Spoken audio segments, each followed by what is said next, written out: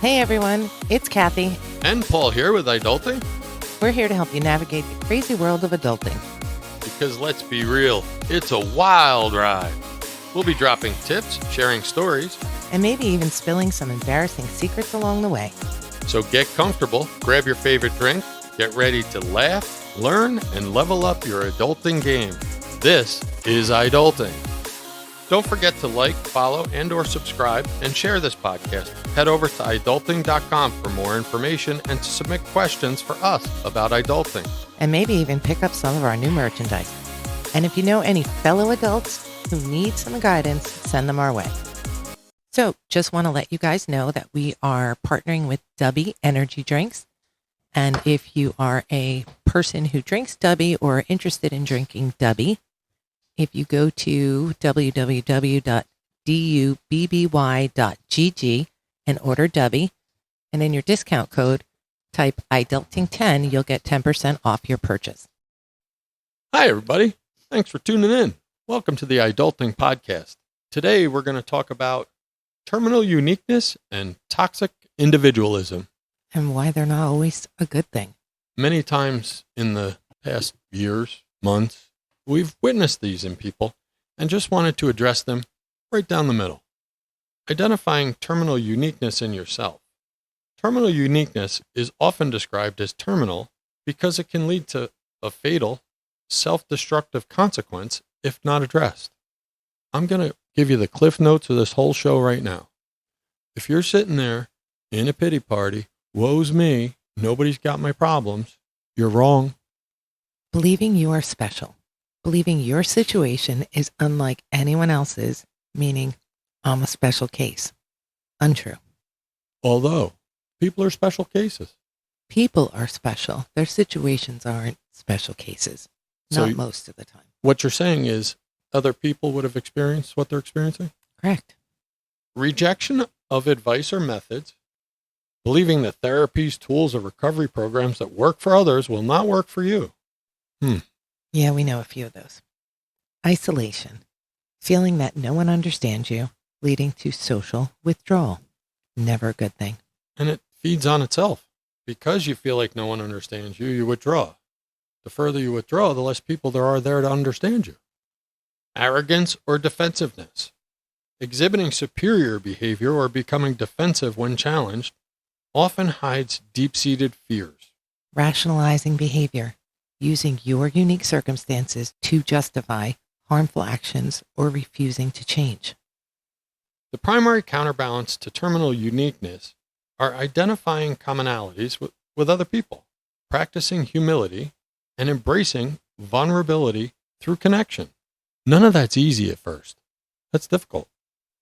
The mindset shift replaces the isolating belief that one's struggles are uniquely severe with the understanding that you share a common human experience.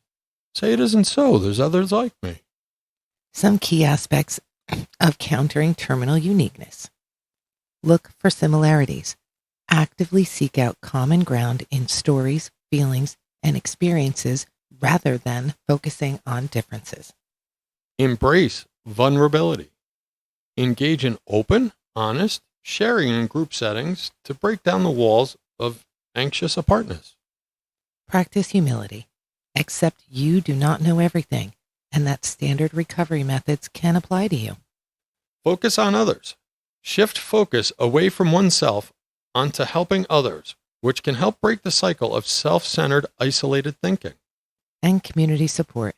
Utilize groups like church, school, Alcoholics Anonymous, or Al-Anon to find solidarity. Are those the only groups out there?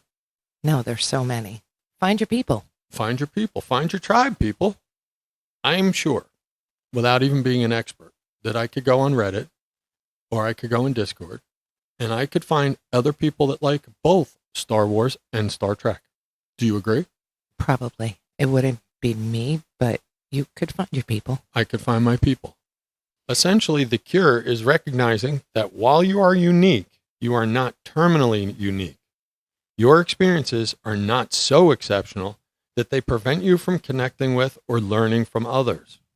Terminal uniqueness is the often subconscious, self-destructive belief that your experiences, problems, or situation are so unique that typical solutions, advice, or support do not apply to you.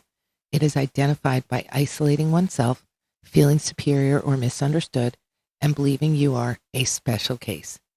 To change it, actively seek similarities in others' experiences, engage in peer support, and challenge the I am different mindset. I want to go off a little bit on a tangent here. I am different does not mean what people think today. People don't want to be, the same. They don't want to be cookie cutter. Right. That's different than the I am different mindset. Each of us is our own individual person. We have our own individual experiences. However, we share commonalities, way more commonalities with people than we think. Often, we just don't slow down long enough to listen to their stories, to see humans doing the human thing, and realize I'm no different.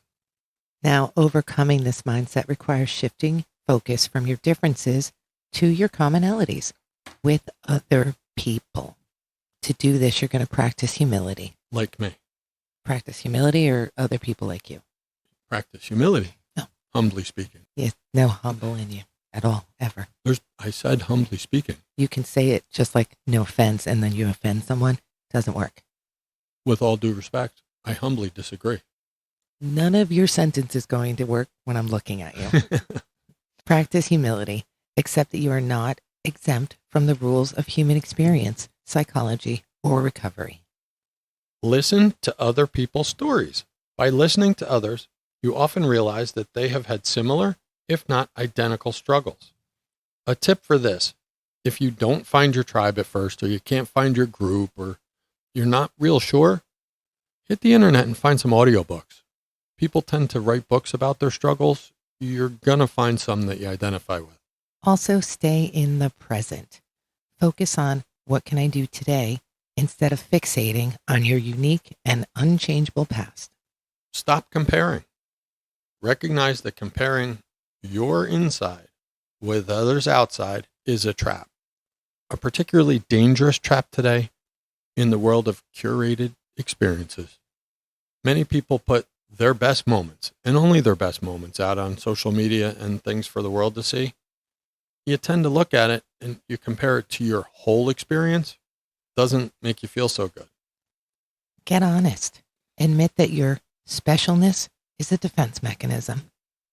Surrender. Accept help and use the tools that are available. Even if you doubt they'll work, just fake it till you make it in the beginning. Shifting from terminal uniqueness, the belief that one must succeed entirely alone, to healthy self-resilience requires embracing interdependence, vulnerability, and community support. It involves fostering deep self-awareness, practicing self-compassion, and building meaningful connections rather than isolating oneself under the guise of strength. Where the rubber meets the road here, I recognize interdependence, vulnerability, and community support are all extremely difficult and scary concepts when you're used to being terminally unique. When you think you're an island and you have to do everything, those things are terrifying. But the real strength here is getting over the fear of interdependence, vulnerability, and using the community support to help you get past things.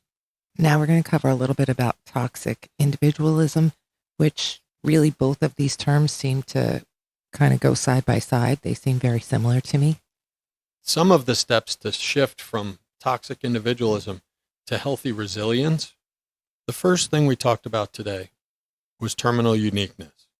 It's often fed by toxic individualism. That's the fear where, you have to be yourself and nobody else can be like you. Some of the answers to that are developing healthy resilience. To do that, one of the biggest steps is cultivate interdependence. Recognize that asking for help is a sign of strength, extreme strength. That's not weakness. Build a trustworthy and supportive network of friends, family, and coworkers. Practice self-compassion. Move away from rigid, punitive self-talk, I must do this alone, toward understanding and compassion, especially when facing failures or difficulties. Think of how selfish you are. If you're sitting there saying, I must do this alone, I'm going to do this alone. Think of all the people that are on a similar path to yours in the world that could use your help to get where they need to get. They could offer you help so you can get where you need to get. Center yourself. Engage in practices that reconnect you with your internal sense of worth, such as journaling, yoga, meditation, or spending time in nature, rather than reacting to only outside pressures. For me, I enjoy getting out in nature. I love yogurt. I journal every day. I don't have a good sense of self. You love yogurt? I do love yogurt. What's wrong with you? It says it right after journaling, yogurt. It says yoga. That's bendy. I like bendy too. Reframe failure. View setbacks not as a reflection of personal worth or a failure of independence, but as an opportunity for growth and learning. Remember, the only way you fail is if you quit. Build emotional intelligence. Learn to identify and process emotions rather than suppressing them. This includes acknowledging when you're overwhelmed. If anyone would like to look further into emotional intelligence, or EQ as it's called in the self-improvement world, Daniel Goleman, I believe is the name. He's the founder of EQ. Set healthy boundaries. Learn to say no to things that drain you while staying open to receiving support from others. Engage in purposeful action. Take small, manageable steps towards your goals rather than trying to overhaul everything at once. Focus on what is within your control and accept what is not. That's a key right there. Daily action, accepting what's under your control, even accepting what's not under your control, recognizing I can't control it, therefore I shouldn't worry about it. By focusing on these areas, one can transition from a rigid, isolated mindset to a more balanced, sustainable, and connected form of strength. Remember, toxic individualism is an extreme form of self-reliance that rejects interdependence, prioritizing personal gain, autonomy, and rights at the expense of community, social responsibility, and collective well-being. It fosters aggressive competition, diminishes empathy, and often blames individuals for systemic failures. If you're wondering if you have a little bit of toxic individualism, here's some of the key characteristics. Extreme self-reliance, a distorted belief that one is solely responsible for their successes and failures, ignoring structural factors.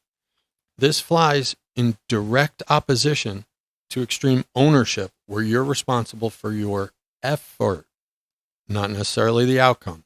Sometimes you can be doing everything right, and the world doesn't like you that you're going to win. Erosion of community, a me-first attitude that causes a pullback from civic duties, mutual care, and collective action. Social isolation. Despite promising freedom, it often results in profound loneliness and disconnection. My story is, I often think, wow, that would be great to have no one around. No lie. About 8 minutes into it, I'm like, where is everybody? Yeah, for someone who thinks that's so great, it's really funny that the minute you walk in the door and no one's home, you're like, where are you? When are you going to be home? Exactly. But I come home every day thinking, this is going to be great. I'm going to kick off my shoes and watch an episode or something. I don't even get that far.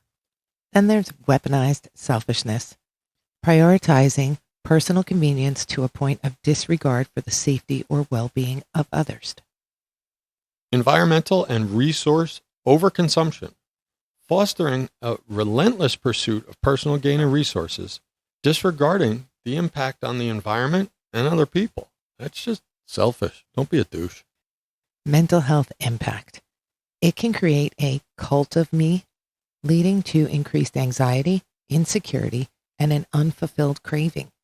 This mindset is often reinforced by cultural narratives, social media, and economic systems that celebrate self-made narratives and ignore humanity's inherent interconnection. Toxic individualism manifests as an extreme, unhealthy focus on self-reliance, where asking for help is viewed as weakness, not, and personal success is prioritized over community well-being.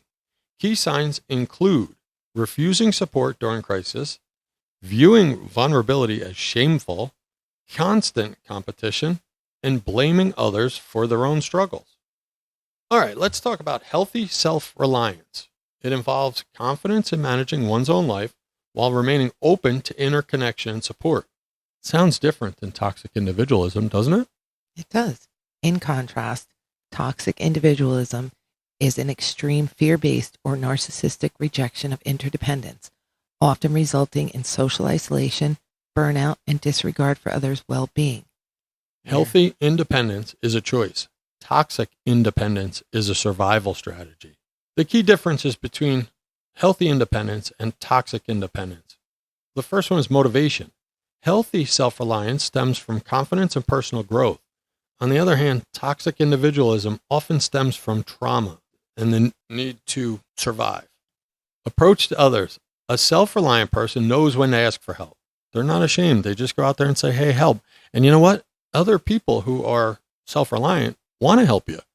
A toxically individualistic person refuses help to prove their superiority and to avoid dependency.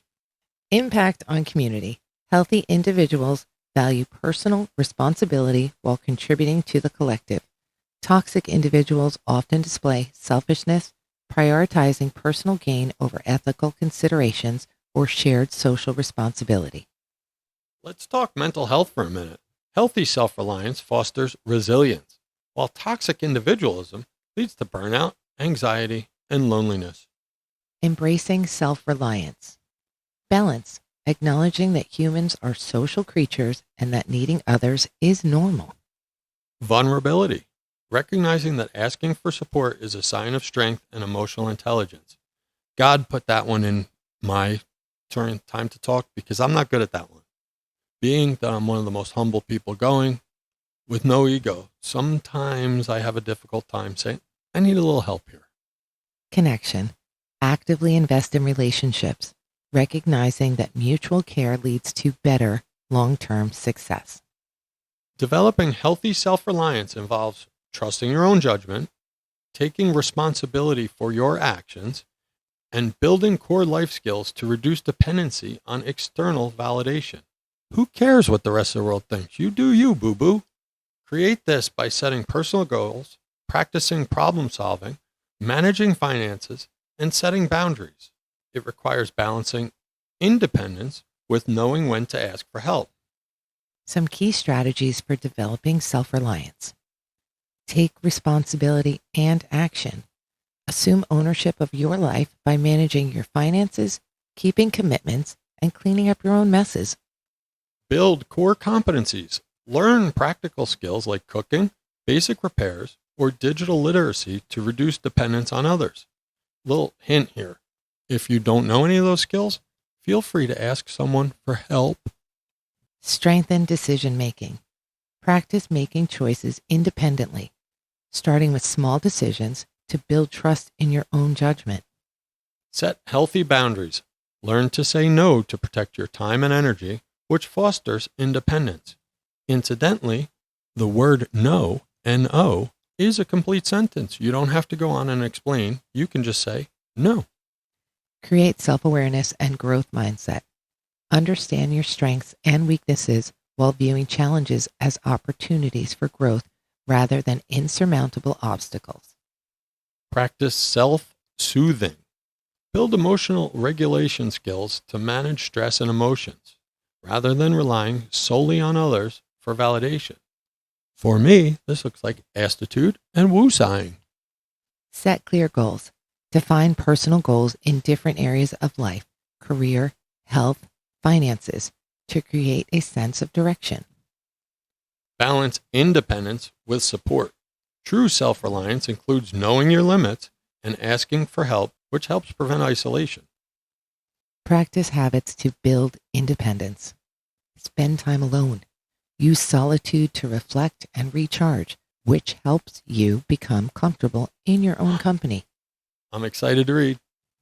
Develop routines. Establish consistent routines for tasks to build discipline and efficiency.